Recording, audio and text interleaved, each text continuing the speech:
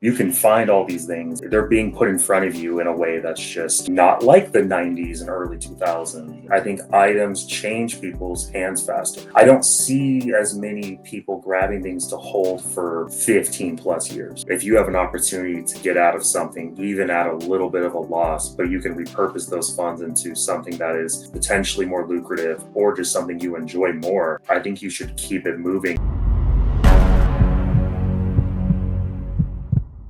In today's digital age, collecting has never been bigger, yet somehow more fragmented. The high-end market remains shrouded in mystery. Buyers can't find the books they want, sellers can't reach the right collectors, and transparency often feels like a myth. But one man decided to change that by finding Collector Summit, the premier event for Golden Age comics, pulps, and original art, which every year brings together the largest players in the hobby under one roof. Nathan Howerton, better known as Kihei Collectables, is the owner of Collector Summit and a consignment and special projects director at Heritage Auctions. He is here to report on the summit, trends in the market, the ongoing grading wars, and even some of the more controversial topics shaping in the collecting world, like shill bidding and transparency. Nathan, thanks so much for joining me this evening. How are you, sir? Mickey, I'm doing great. Still recovering after the weekend. It was a whirlwind. I mean, you've been to summits prior, so you know it is a fast-paced, whirlwind of a weekend. So it's been great. Finally, kind of coming out of the surface, recovery, getting back to work. But I couldn't have been happier with the weekend. I'm happy to dive into it without you. So thanks for having me on, and it's great to kind of break things down and summarize with you. Yeah, definitely. I mean, I was really happy that you were willing to hop on the channel this weekend. It looked like Collector Summit was an awesome event. I was a little sad that I wasn't able to make it out this year, but I've definitely gone in previous years. But I thought it'd be good, for people watching to just kind of get a little bit of a recap of the summit. And actually, maybe before we really get into this specific show, you can kind of just talk about how you even found this thing, what was the concept behind it, and how it's become sort of your favorite collector's favorite Comic Con, so to speak, in these last couple of years. Yeah, absolutely. So to go back probably about 6, 7 years or so, I was just normal collector going to major conventions in the area, kind of West Coast, more in that range, and all your traditional shows, your Emerald City Comic Con, Rose City, a few Cal Comic Con. That was a huge inspiration, and I just felt like of the whole pie of a show, if you looked at 100% of a convention, I really cared about and was there for 10% of it on everything that encompassed. And that's not to say that there's anything wrong with all the other stuff there. It just felt like for me and my interests, which were really vintage specific or purchase specific or transactional specific, that there was a lot of fluff and a lot of extra things that I just really wasn't there for. So I kind of asked myself, how could I create an event that would be something I want to go to? And I started surveying some friends about this idea I had to create a show that was really a collector centered focus show, like getting collectors together and stripping away all the fluff into just creating a great weekend where collectors could get together, perform transactions with, you know, non tire kicker mentality, serious players in the industry. And that was really the core focus, is what would I want to go to for a weekend? What would be worth traveling to and what would pique to my interest? And so after the first summit, I mean, going into it, I didn't know how this concept would resonate. I didn't know if I could get 200 plus people that really shared in this idea of, I want a serious, weekend with other players to do these deals in a fun environment. And I was pretty blown away with year one. And Rick Akers of Heritage had attended Bellevue and said, "Hey, this was really special. This was something different. I haven't really seen anything like this." And the energy in the room and the sheer, the focus of having attendees bring their items. He was like, that was something really unique. And if you would want to expand on this, we would love to give you a home at Heritage for this event. So that is how we ended up at Heritage, and with their backing, which has just been a huge blessing. And there's no way it would be the event it is today without them stepping in to help. It has grown into what it is today, which I'm proud to say is truly one of the top events in the community. One of the things I think is interesting as you're kind of talking about, trying to find the audience for this is that I feel like I've noticed there's a certain type of collector that is kind of diving into the high-end market, diving into golden age comic books, and then sort of stretching their collection into original art, and maybe even going into like more obscure things like pulps and things like that. And there are sort of these like concentric circles of like the person who likes pulps and original art and like high-end golden age, and that's kind of been where these people are. I'm curious, like what you sort of have found within the trends of the collectors in that space. Do you feel like people are moving more towards original art, this high-end demographic of people? Do you feel like pulps have been growing in the way that I think probably Heritage and CGC would want them to do, because obviously CGC released the graded pulps a year ago or so. What do you think about this particular like subset of collectors? Absolutely. So I think this subset of collectors is very, very different than anything looking back. In the fact that this is truly like the digital age, the social media age. We're very connected. We're always seeing new items, and we have unlimited access almost to these items.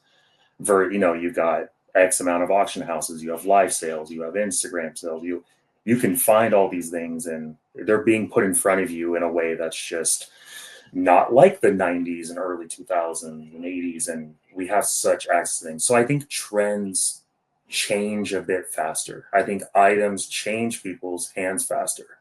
I don't see as many people grabbing things to hold for 15 plus years. I see people gathering a bunch of things, finding interest in something, then they might find something else interest. They pare those down, keep a few things out of it, and they're moving things around. So in the show, I think you've seen that where we had a couple years where we were definitely more pulp magazine heavy as far as vendors or pushing that in marketing, because that was kind of more of the thing. And then now with this most recent year, original art is definitely trending way up right now over the last year. So we added artists and an original art dealer for the first time to the show. And that is actually the cool thing about having such a small show, is that we're pretty liquid and we can maneuver to reflect what's going on in the market and appeal to that. There's a lot of comic book vendors and collectors who are maybe part-time dealers, people that like to sort of trade up with their collections, really embrace the original art side of Mhm. comics and collecting. Obviously, I think people are going to go to what is hot and what's selling and what people are interested in. But do you think that this is a larger trend, like moving forward, as far as like original art being a maybe more of a focus than high-end comic books? To unpack that a little bit more, we're going to get into your side of working with Heritage, but even Heritage, I feel like has kind of broken out. Like they used to have it where it would be like a platinum comic sale and art, and then they still do it in the same weekend, but they kind of have broken them into their own categories because it feels like art kind of wants to be its own Mhm. thing now. But I'll kind of toss it back to you and ask you, do you see art as being the thing that a lot of comic collectors are now moving to? 100%. And I think it's more than just follow the leader. I think here's my feelings on it. And I've talked a lot about some of this with people, that I think there's evolutions as a collector. And I think it's accelerated right now because of the social media age and those things. But I think a lot of people in comics come into it through something nostalgic, and it's got to be easy entry. So they might come in through modern, they might come in through the 90s stuff, they might come in through something in there. They probably progress to Silver Age, getting into the keys and things like that. Eventually, they're going to find their way to Golden Age. Now, they might stay there for a bit, they might not, but I think the final kind of step in that journey, and one guys don't really get out of or progress from, is original art. And I think what we've seen is a big exodus from Golden Age, and a lot of guys have just moved into that original art side of things. I mean, I see it in the guys that I know are chasing art now, that these were guys that were in Golden Age very heavy through COVID and even before that. And, I think they might have been inspired by a little bit of follow the leader, but I think as they've gotten into art now, I think they're here to stay. And I see it in my conversations with them that this doesn't feel like they're not looking to flip. They're not looking at getting in and out rapidly. They're really finding a deep interest here and enjoying it. And from what I'm seeing, they're grabbing things for the longer hold here. And I just think we're seeing a bigger movement of those comic guys moving towards art. And, I think that's just something that is going on right now. And I don't think it's necessarily, a just a big bubble or something that's all going to go away, tomorrow. Do you think that they're moving to these items because as like the comic book market has kind of had pullbacks from the height of COVID and the prices have sort of gone down, they're looking at art as being something, well, yeah, Golden Age I thought was, pretty safe as far as, no one's going to underbid me, but like you said at the beginning, with the availability of all the online platforms and like, your Superman 1 isn't even as safe as maybe you thought that it was going to be. Now they're sort of looking to the art because it's like, well, this is the one of one piece. I'm here to protect it Mhm. or protect the value that I put into this. Do you think it's them jumping over for that reason? Or do you think that people are enjoying just the hunt, more specifically of art, just being like, well, now that I can find Superman 1 at various auction houses, I just want that feeling of, having to Yeah. find that piece that I don't even know if it exists. Like, what do you think it is? Like the value side, the hunt side, or maybe a little bit of both? I think it's a little bit of both, but I mean, you're a comic collector. I know you've been looking at art now. I think as collectors, we're always chasing that high of like the rarity, the scarcity, the oh my gosh, look what I have. And I think in art, because of the one-on-one factor, it's that at its highest form. The fact that you can get a great art piece and know that that's it. Once you have it, that's it. And that really changes, how you approach things, how you keep art, how you negotiate on art. It changes its potential. I mean, it truly becomes a factor of how much does someone else want it? Because if you got it, that's it. Or if someone else has it, that's it. And I think that provides a sense of security to some people. And outside of that, I think it really scratches that collector rarity fix of, what is truly rare. One thing with art is that because you have the one of one piece and you have to find that next person that's going to buy it and it's more of a niche thing and we're already getting like a smaller pool of people that can afford it. There's a lot of conversation about how yes, more people are feeling like they want to put their money into this and hold it, but at the same time there is still this idea of comic books are a lot easier to sell. There's more people that are collecting them. There's a bigger pool there. And actually, one of the topics I had hit on recently that I was talking about with some comic book collector friends is how I'm surprised that not a lot of dealers trade down as much as I think that they should. Like a lot of dealers are, they want to hold that AF-15 or that ASM-1.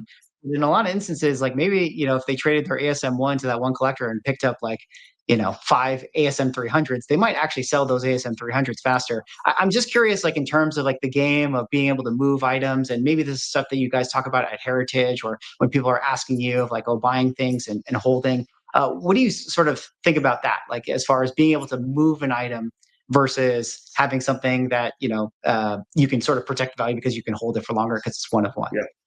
Absolutely. So this is something I have conversations on a lot, in that you see dealers or certain collectors, they almost take like the commercial real estate approach of like, I would rather take nothing or hold this item forever than discount it.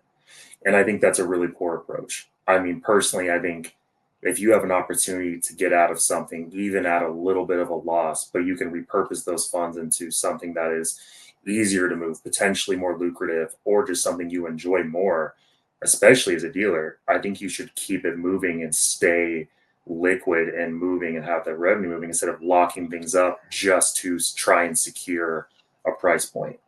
And this is something that I think a lot of people will learn in our work, that the potential risk of it can be that it is by far easier to move in and out of a comic book than it is a piece of original art.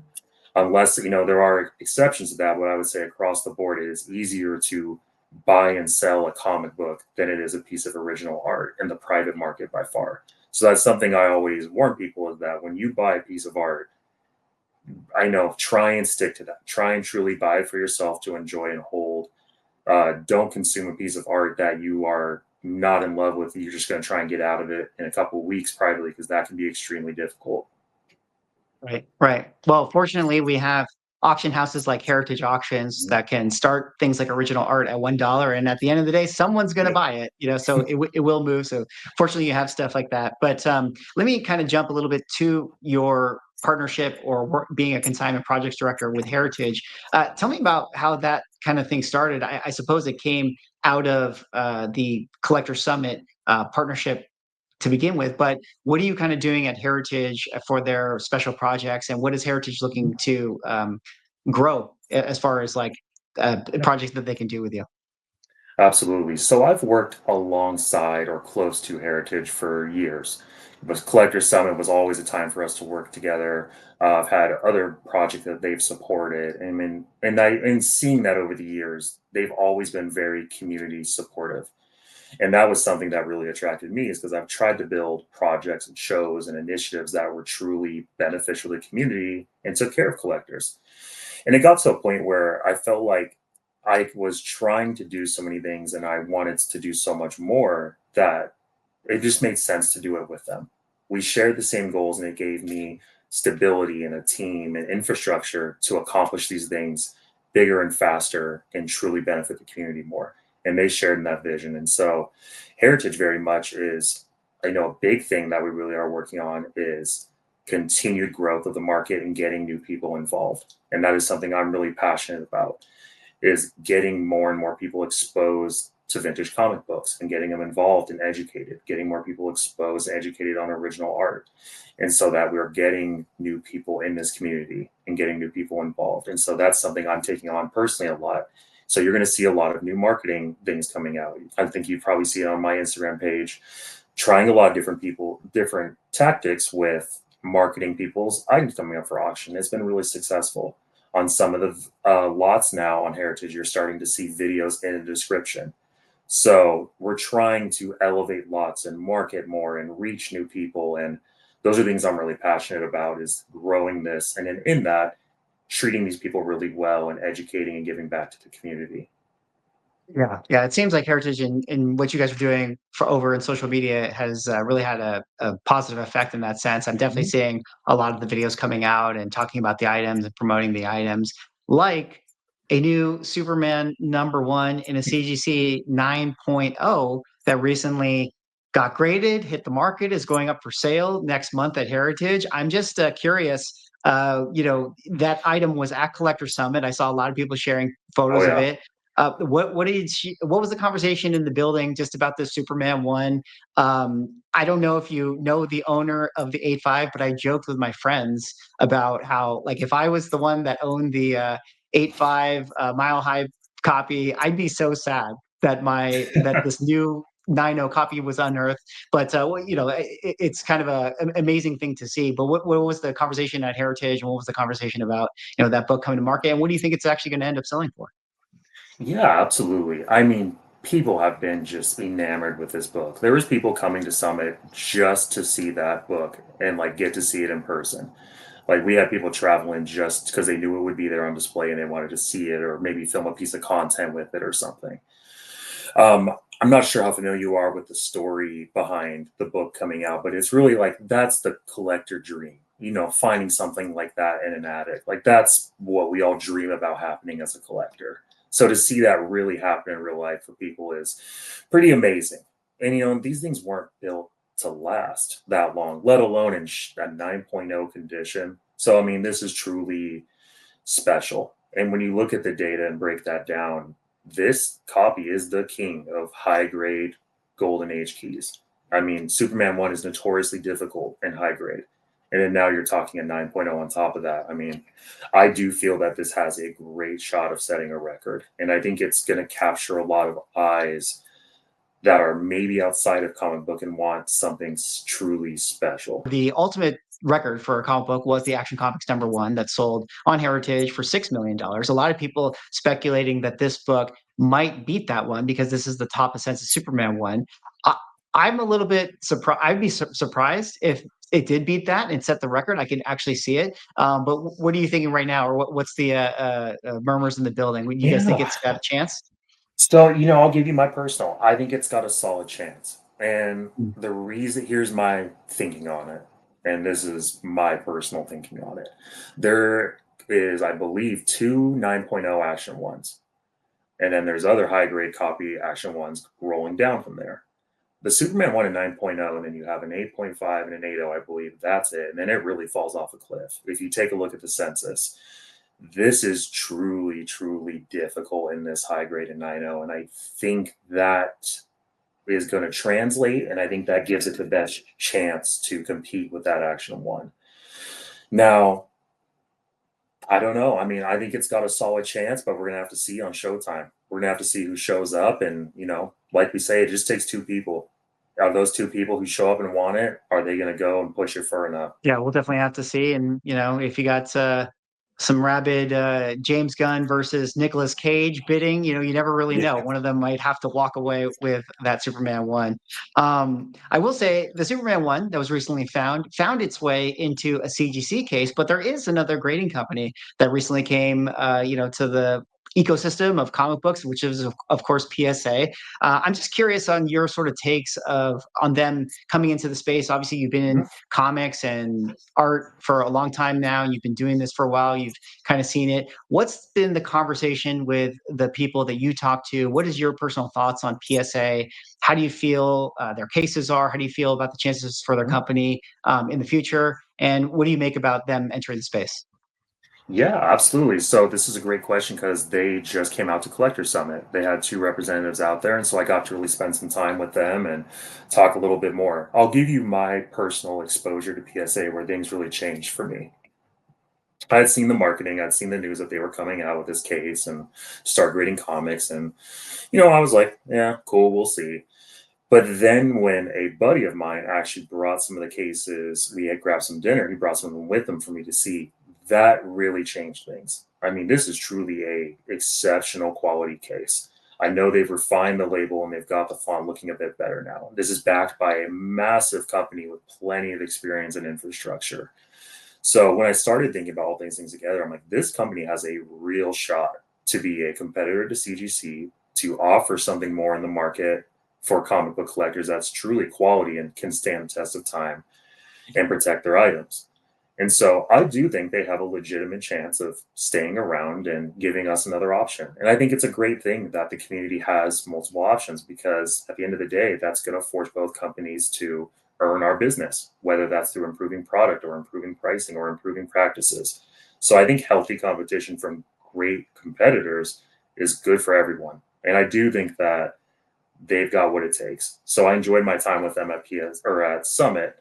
I am seeing the product and everything, and I highly encourage you if you've not seen physically a PSA case and had it in your hands and examined it to do that first before really making your So at decisions. the end of the day, the secondary market values is going to speak Yep. most as far as like the high end market and the aftermarket is concerned. If PSA cases can sell at the same as CGC, then a lot of people are going to use PSA. I mean, I do think there's going to be a lot of collectors that value PSA because maybe they're sports cards people or maybe they're Pokemon collectors and they want to have like that one Pokemon comic book and have it match the label. There's definitely going to be a market for them just within their own customer base. But Yep. I am definitely very interested to see uh, how the sales continue to go over the next year or so. We've definitely been seeing some strong ones, some not so strong ones. Mhm. But yeah, I think that that's really going to be the ultimate test. Yep. But as far as the case is concerned, the product it does seem really really solid. So Yeah. yeah, we'll see. We'll go from here.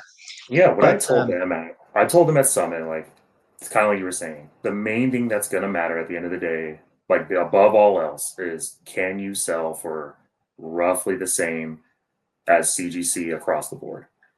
Like you don't have to blow them out the water, but can you sell for roughly the same? If you can do that, you've got a real chance on your hands. And I think that's where their battle is.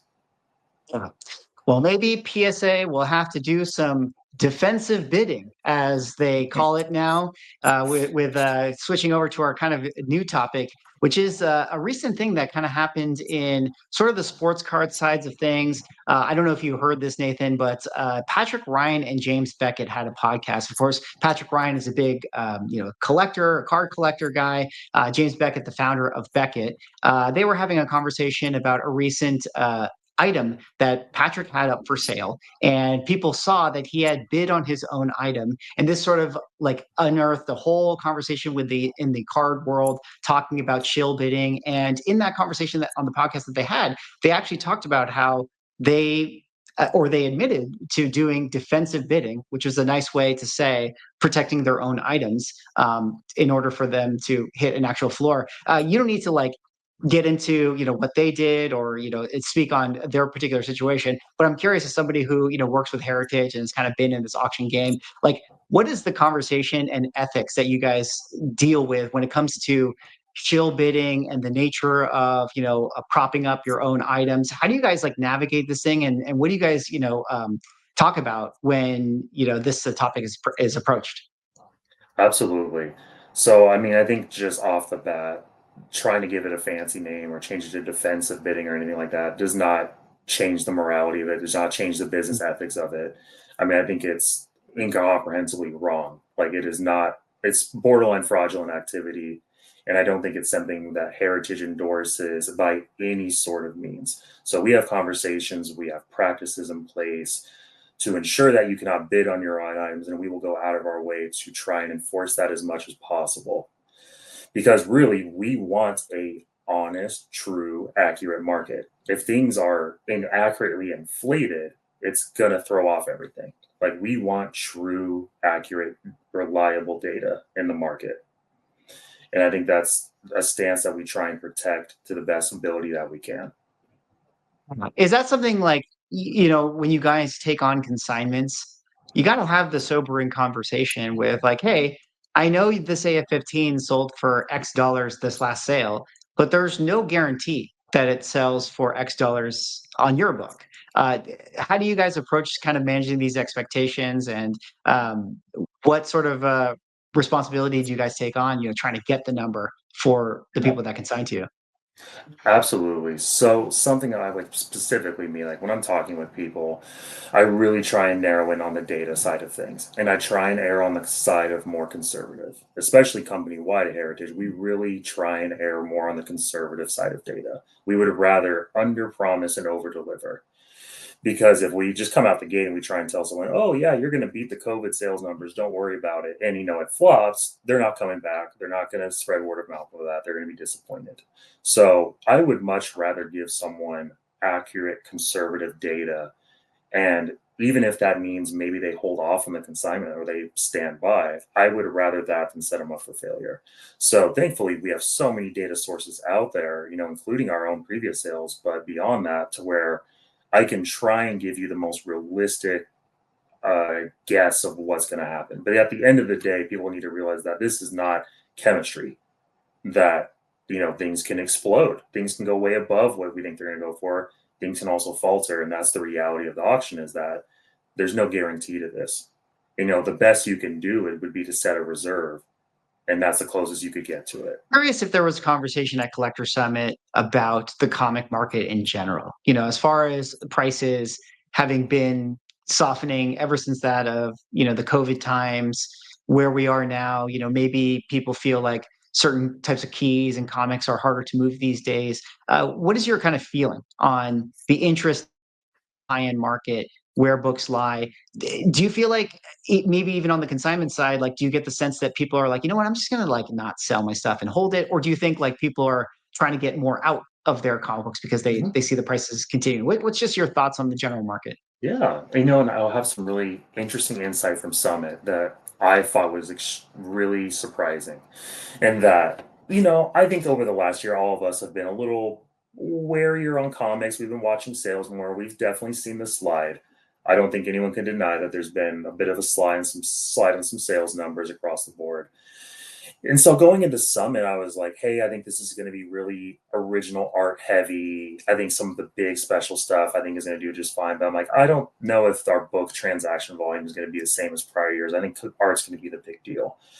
I was shocked coming out of Summit that books were flying, and books were flying at big numbers. I mean, this might have been one of our strongest years we've had for vintage books moving. And art was moving as well, but we couldn't believe that how much transactions were occurring on comic books.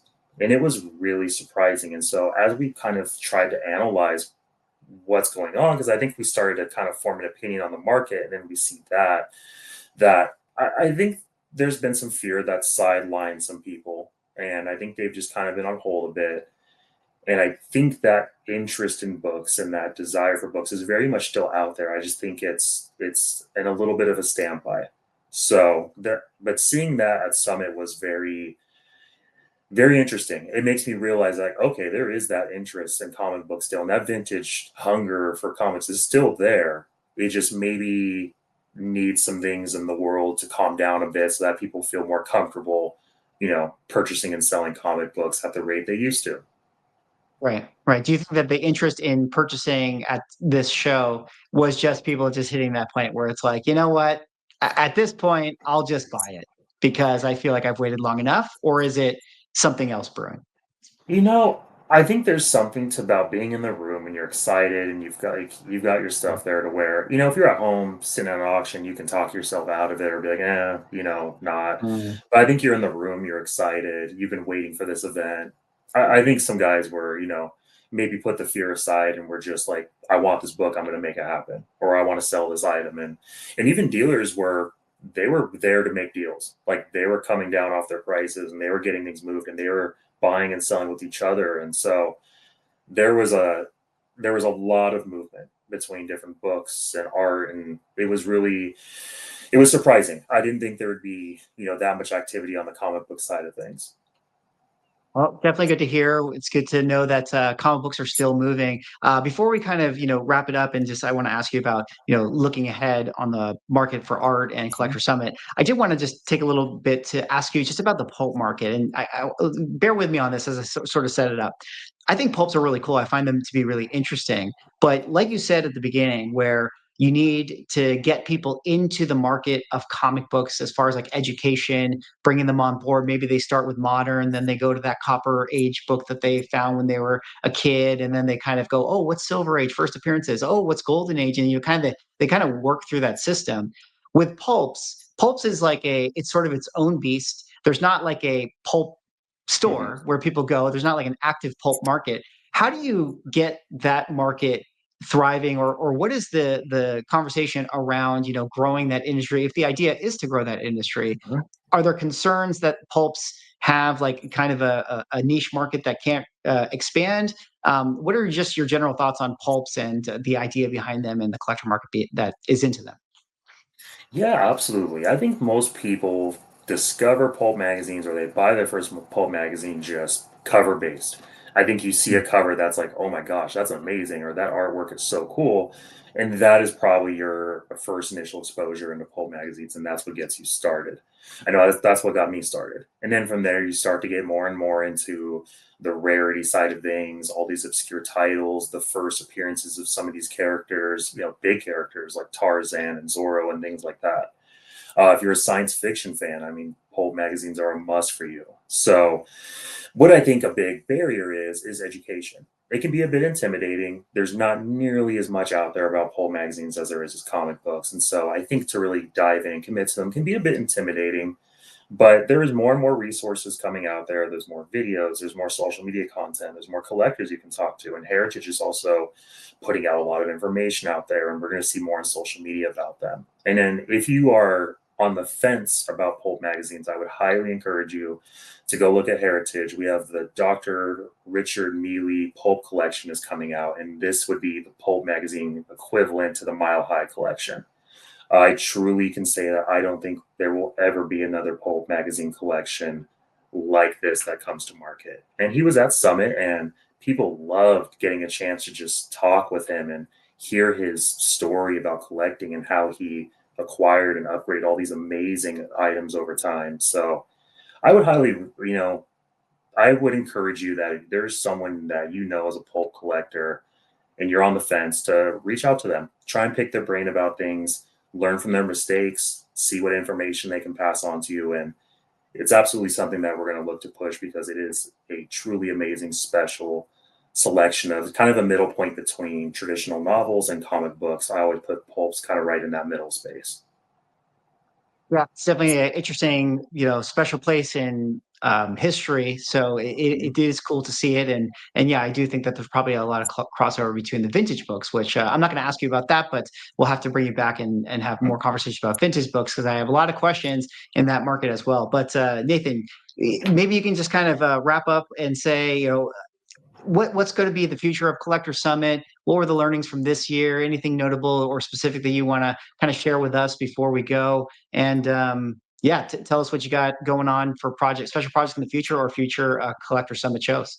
Yeah, absolutely. Summit was an absolute blast, and like it can sometimes feel like almost daunting, like, okay, this was a great year. How do we make it even better the next year? But honestly, the community is so supportive that we have there that I don't think it would even matter if we changed anything about it going into next year. They are so happy to be there and support and just have the camaraderie of that weekend, that if we can do that year over year and it's truly making these people happy and it's giving them the space to just enjoy their weekend and do deals and all that, I would be so happy with that if it stayed exactly like what it's been. But beyond that, I would love to see the artist side of things grow. That was super fun having artists there this time. I'd love to see another art dealer jump in and kind of grow that side of things, but then also still keep our traditional comic book side of it. The tours will continue to grow. We'll continue to get people more and more seeing more of heritage in the different departments. And then beyond that, I would say look for more and more marketing to come out. We're going to really try and get more exposure to people's consignments. We're going to try and educate more about these items and bring new people into the community. And so I highly encourage, if you have any questions on anything about heritage related or anything I'm doing or Summit or anything like that, you can always reach out to me on Instagram. I'm always around. You can shoot me a message. And beyond that, I would just say I'm personally really excited about where original artwork's going. I know I'm a huge fan, I'm a collector, and I'm excited to see where that market continues to go. And Mickey, I'm sure you've seen the signature auction coming up here in a little over a week, Heritage. I mean, the amount of cool artwork is just astounding. Like it's overwhelming. So I'm excited It's to see where that stuff lands. Yeah, I'm definitely going to be watching it very intensely. Hopefully, a couple pieces completely underperformed for my benefit, which I know that you guys don't always want as heritage consigners, but we'll definitely be paying attention to that one. But Nathan, thank you so much for hopping on the channel today. I will put a link in the description to your Instagram, so people in the comment section or people watch this video can pester you with questions and comments about comic books, original art, pulps, and collector some in the future. But until then, Nathan, appreciate you hopping on, and we'll catch you on the next show. Before we go, one last question. What is the Swaggle House guess estimate on the Superman one? Where does it land? 5999. Okay. Let's see Just what happens. $1 under Action Comics one. That's my guess. I don't know. I don't know if it's going to be the world record for a comic book, but maybe I'll be wrong. Maybe I'll be wrong. Well, we'll see. I'll check back in with you after. All right. Well, thanks again, Nathan, and we'll talk to you next time.